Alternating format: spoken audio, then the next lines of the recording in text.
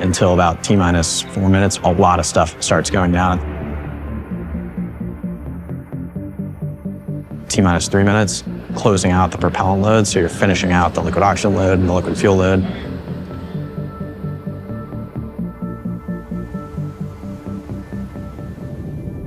T-minus 40 seconds, we stop interacting with the pad.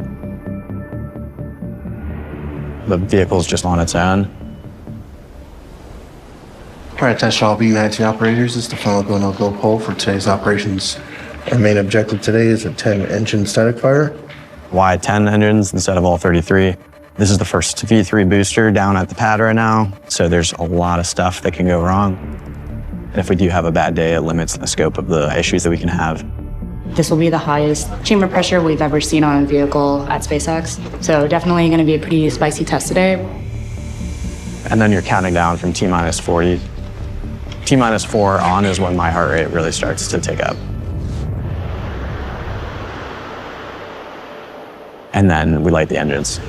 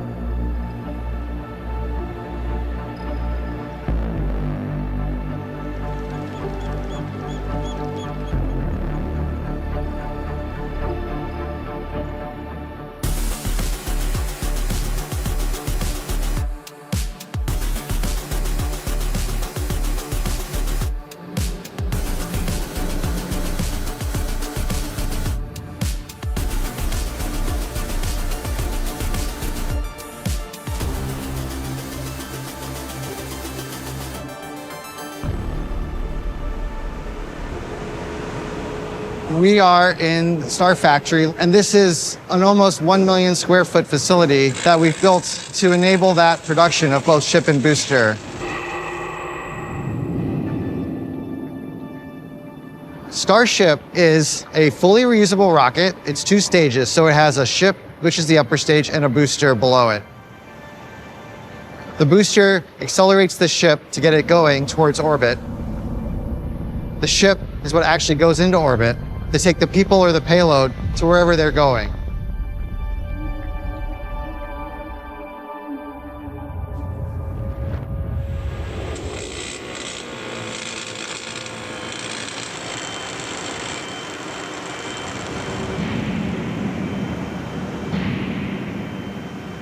The sound of progress. The rivet guns and the sledgehammers. Less sledgehammers than there used to be.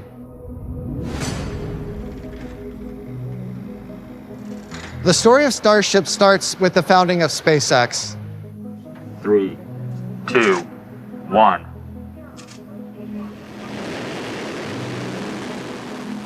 Rather than starting with the vehicle that Elon envisioned needing to get people to the moon and Mars, he thought it would basically bankrupt the company. It wouldn't be possible. So you have to bite it off in small pieces.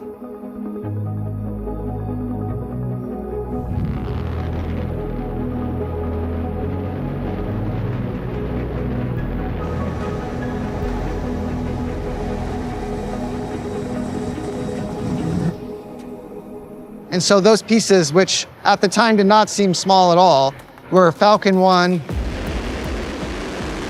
Falcon 9,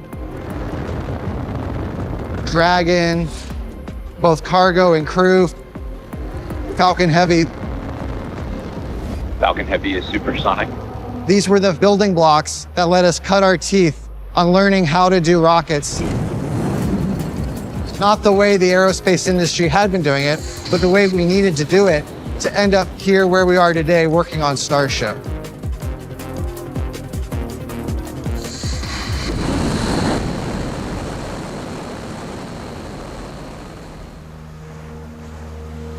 Version 3 is what I like to call the foundational design of Starship booster and the pad. That's going to give us the new capabilities we need to do the missions in front of us. It'll be the one that puts humans back on the moon, It'll be the ones that put the first blueprints and then city on Mars.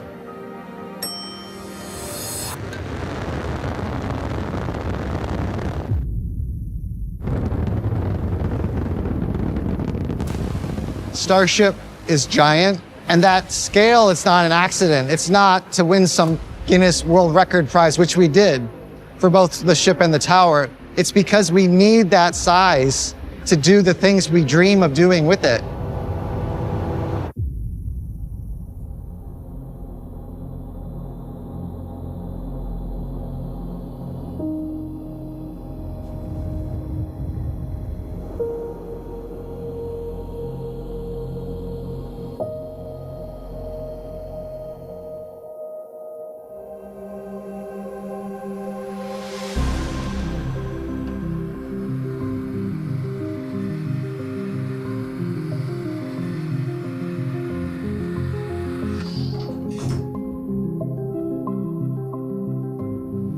Ship 39 is the first V3 rocket. This rocket is unlike anything anybody's ever done before. Version 3 is basically a clean sheet design of the ship. We essentially took a bunch of lessons from version 1 and version 2, and we took a step back and said, what were the things that were really problematic, either from a performance perspective or from a reliability perspective on the previous rockets? And then we directly addressed those with a variety of new designs. It can go up to orbit, it can stay on orbit for 48 hours, it can meet up with other ships, and it can do propellant transfers, which is really the core technology that you need to unlock Starship. Once you unlock that capability, the whole solar system is on your doorstep. And right now what we're doing is we're actually going through checkouts. So we're actually kind of bringing the rocket to life.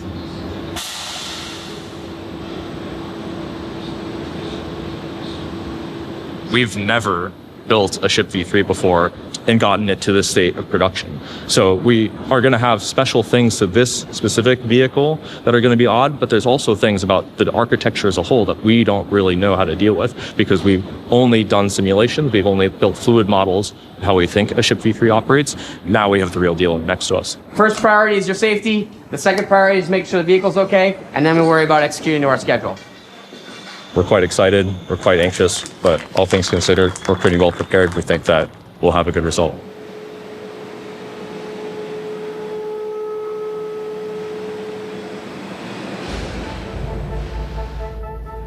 We intentionally started Starship with the ship portion because it was so novel. We have done a reusable booster before with Falcon 9, and so it's at least a little bit better tread ground. I will say, I think the booster turned out to be a lot harder than we gave it credit for.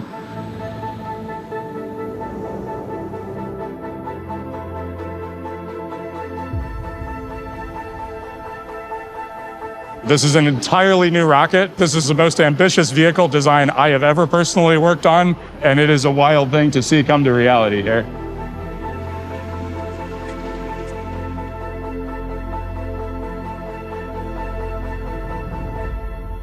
The version 1 flight test campaign really exemplifies the rapid integrated test style that we do in SpaceX engineering. It took us 5 flights from our first attempt, from flight 1 to flight 5, to successfully catch a booster, which was honestly mind-blowing. Flight 1 was able to get off the pad successfully. It proved that we could get this full system together, and we learned a lot from the eventual failure of the vehicle in that flight. We were able to put together a lot of improvements on the launch pad and on the vehicle hardware design that led to much better success in Flight 2. We were able to make it with the booster to MECO.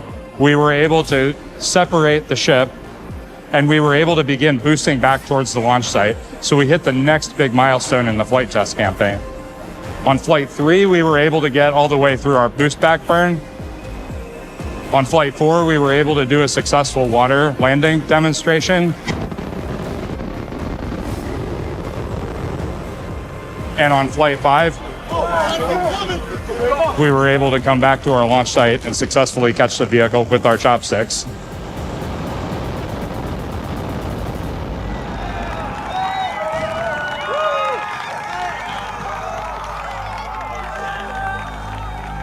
to be able to go fly that and have complete mission success at that point of we got the payload to orbit and we landed that rocket was incredible. I'm getting goosebumps talking about it now.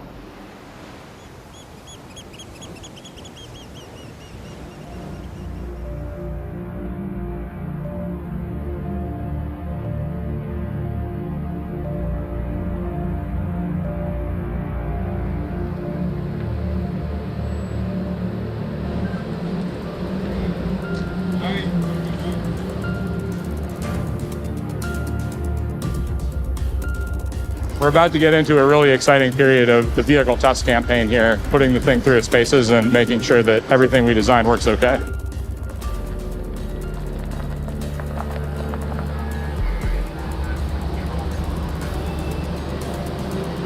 You want to stop about right here? Yeah. Get the gun on it.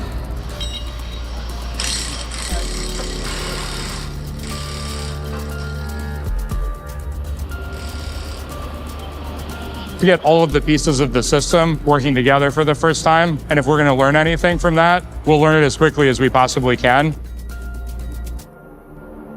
Booster 19 is actually the second of the version 3 boosters that we've built. Booster 18 came before it. We had an unfortunate anomaly during our first test campaign of the Booster 18 vehicle. This is the first version 3 booster that we built, so this is Booster 18. This is really awesome because it's going to be our first full vehicle level operation and test with a version 3 vehicle. So the whole team's very excited about this. Sure hope it works.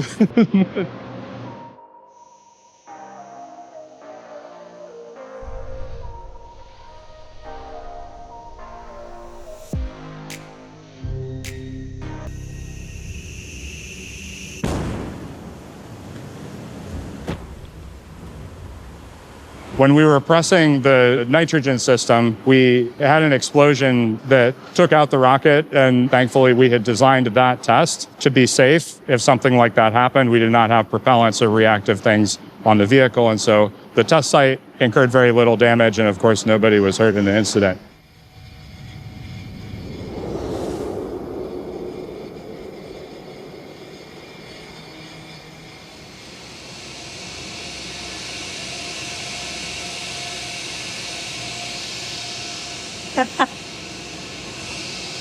Yeah, as part of testing, this is loud, so you learn to not be super skittish as you're walking around.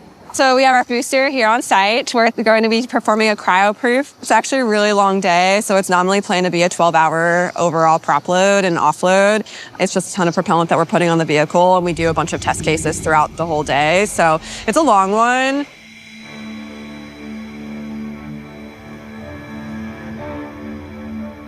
Taking booster SM to cryo high fill proof. Cryo-proof is the first time you actually put propellant onto the vehicle. The liquid propellant that we're putting on, it does get pretty cold, generally in the 80 Kelvin range. We want to test like you fly and fly like you test. I want 70% proof percentage. Stay firm.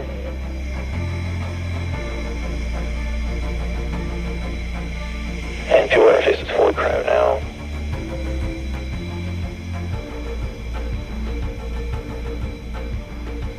There is definitely nothing like a late night with your team in the control room. It's one of those milestones where you're like, wow, if I can load a rocket, this is amazing.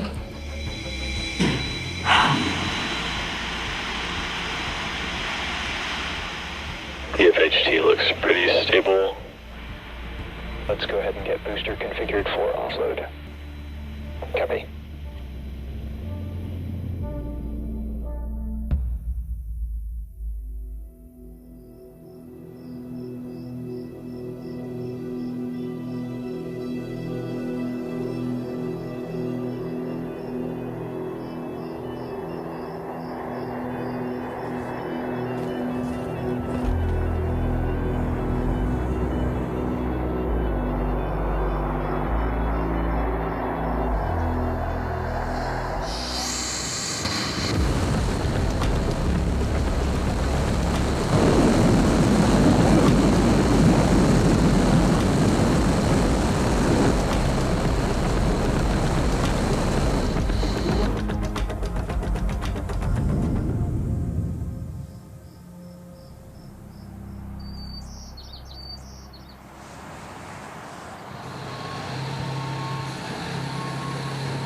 This is a Raptor 3. V3 is a high-performance boost engine. It's also designed to be reusable and highly reliable. We've learned a lot over the course of producing around 600 V2 engines. You can see the amount of simplification that's occurred between V2 and V3.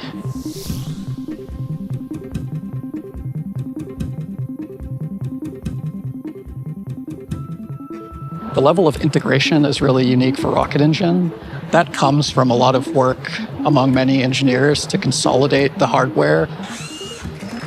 The effect of that is that it's actually a higher reliability design. So fewer parts is cheaper, faster to build. So that allows us to make a lighter vehicle, to make a more reliable vehicle, to overall just build a better rocket.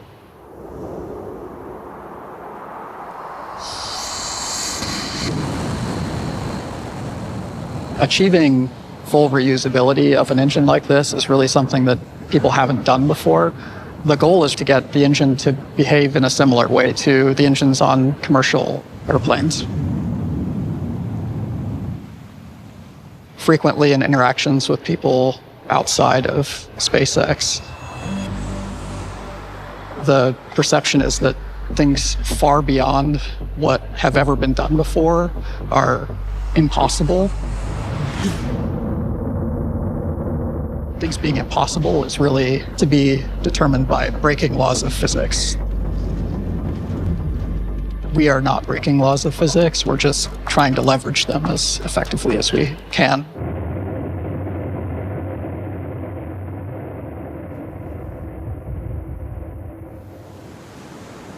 All right, attention all B-19 operators. This is the final go, no-go poll for today's operations. Our main objective today is a 10-engine static fire. Static fire is the culmination of the engineering process. We are bringing all of the pieces of the puzzle together and we are lighting the engines.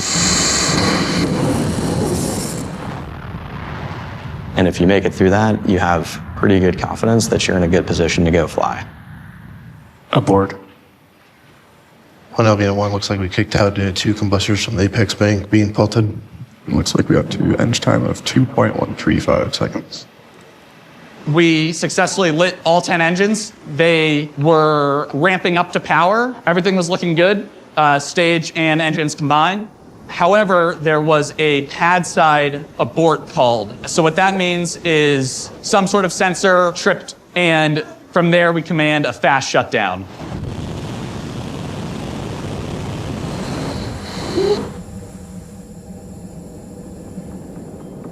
It was a hard one, and especially since we had to drop all the engines afterwards, and thankfully 10 of them were salvageable, which is good.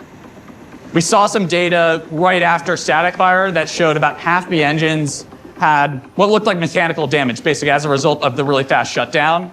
So we brought the booster back to Mega Bay. We then decided to remove all 10 engines from the booster so that we could troubleshoot and understand what's going on those 10 while still making progress on B-19 by backfilling engines from B-20.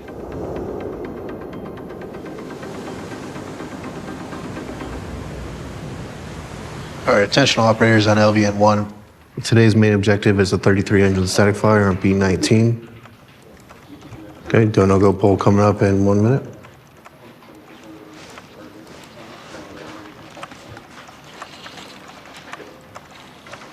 So we're doing our static fire today with all 33 engines. This is the final go, no-go poll for today's operations. Flight software? Go. AY? Go. Raptor? Go. Stage? Go. CE? Go. GC2? Go. GC1? Go. FC1? Go.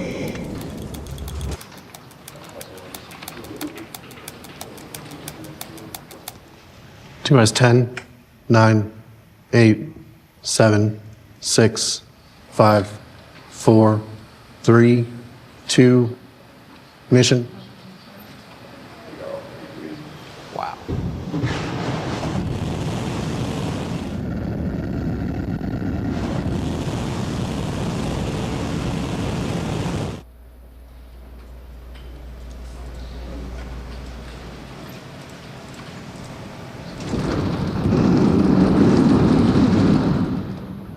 We We kicked out early. All teams triage alerts, prepare for offload.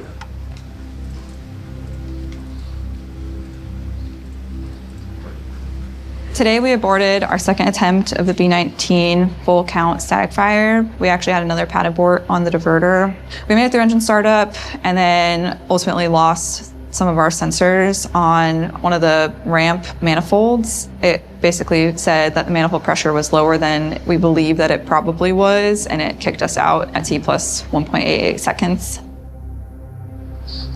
It's just tough because there are some things that are hard to test ahead of time. So the diverter, you can test as much as you want, but you can't obviously test for what theoretical vibe and environment you're gonna see when the engines are turned on.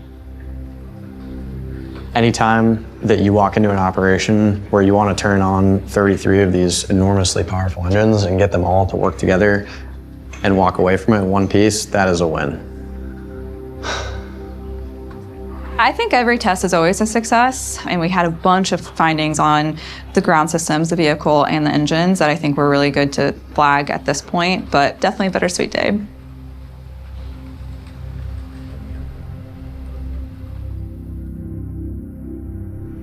And we have this saying called "only the paranoid survive."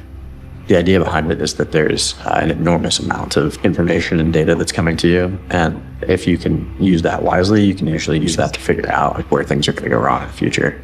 And almost every time that we fail something or have something go awry, there were clues in previous data and previous operations that if you had known what to look for and had been good enough and paranoid enough to do so, could have found it there.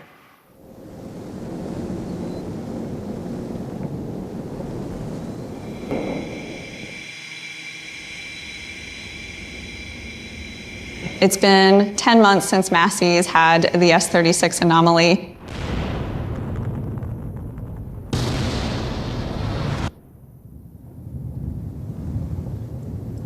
Ship 36 was a tough one. We had a COPV explode, and it not only took out the rocket, but it took out a lot of the test site infrastructure over at Massey's.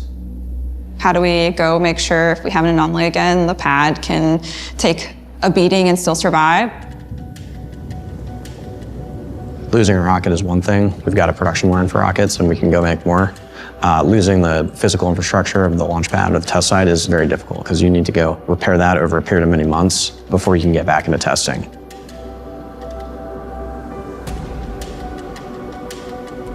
Now we have Massey's back online here. We've really built this rocket from scratch, but we've also built the pad from scratch, so it's all kinds of new systems. This will be the first time that we bring together the pad and vehicle pieces to make sure that they all work. The static fire vehicle is in pre-pad clear, about to get to our static fire pad cleared op state. We run 60 seconds on ship because you get to see how the vehicle thermals all shake out and just general vehicle performance. That if you can make it through that you're in a reasonable position to go fly.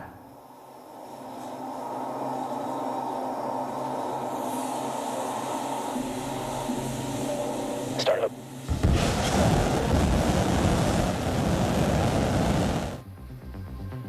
Throttle up.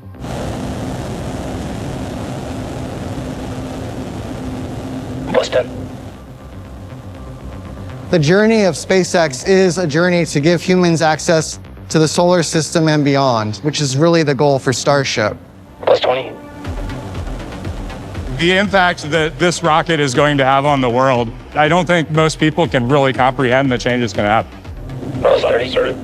This is such a wild ride. The highs are high and the lows are low as we really work to get to ultimately launching people, which is going to be amazing. Plus 40. It is not impossible just because it's far beyond what has been done before. We've proved that time and time again. Plus 50.